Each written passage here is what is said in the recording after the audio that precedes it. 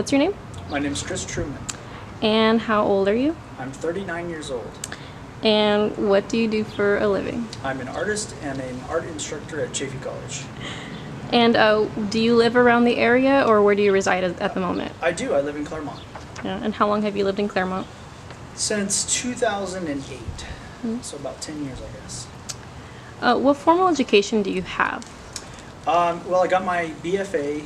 It was a double major in digital media and painting from San Francisco Art Institute. And then I came down to Claremont and pursued my MFA and got that in 2010.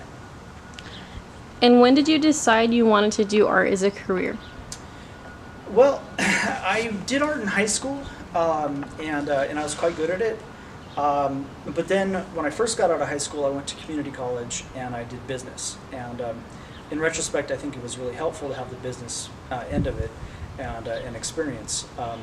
But it took me about 2 years at the JC to figure out that I wanted to switch and do art and just go for it. And so that happened after about 2 years.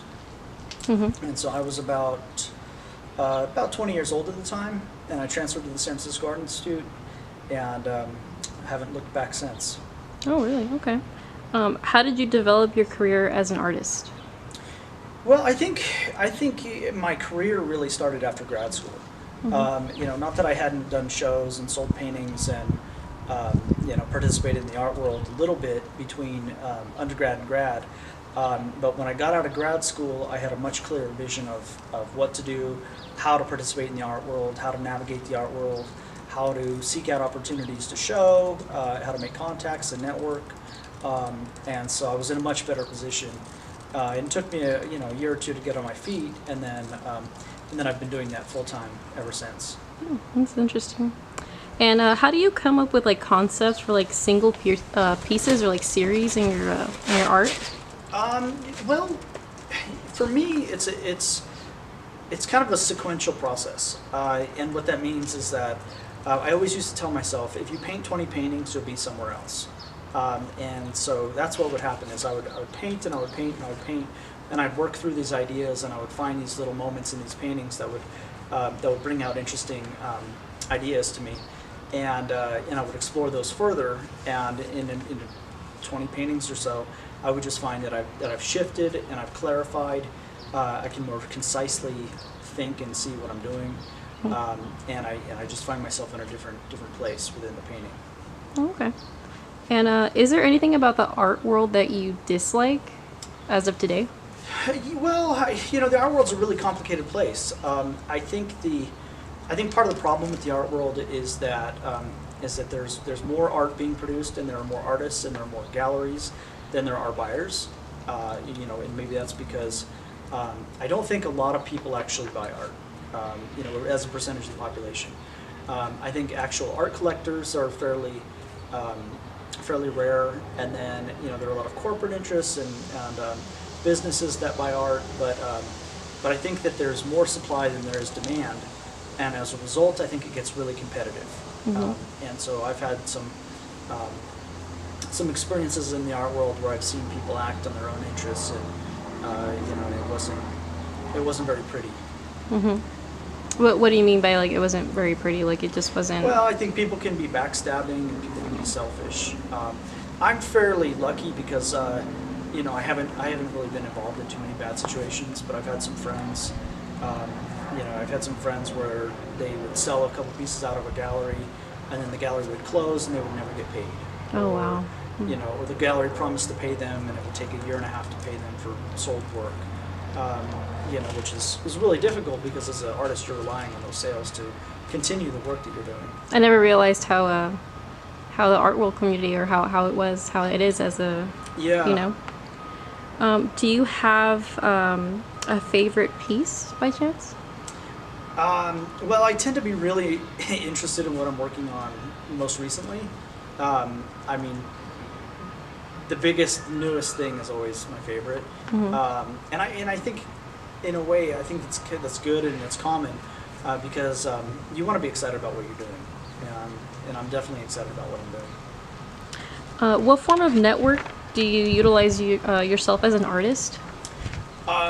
Well, I think building an artist community is really, really important. I mean, a lot of what I've gotten in the art world, the shows that I've gotten, the galleries that now represent me, the art consultants that I work with, the designers, all those relationships have come from something. And now some more of that's being sourced from social media, Instagram and stuff like that. But a lot of those have actually just come over from friends, referrals from people that already work with the gallery, or people that know a curator, and they make that introduction. And that's what I think is really, really important. I try and tell my students is that the network that they're involved in, the peers that they have, that's going to be increasingly more important as they move forward in the art world. Mm-hmm. Would you say that you network yourself like through social media, like as far as like Instagram more than anything, or do you use other types of social media? I think for artists, Instagram is the biggest platform right now. I do Facebook. A lot of the older collectors are on Facebook, and so even though I'm not on there as much as I used to, they're still there. So you definitely want to access that as well. But Instagram has been hugely important. I mean, I've gotten shows, I've sold paintings, I've met other artists. It also expands your reach in a global way. So now I'm in dialogue with artists from Australia, and New York, and Europe, and middle of America, Mm-hmm. and we're able to have these dialogues and these communications via Instagram, and even just comments and messaging. Oh, that's interesting. And what art style most influences your work? Well, I think abstract expressionism is sort of the root of it historically. Gestural painting, although I'm thinking about it in a very different way.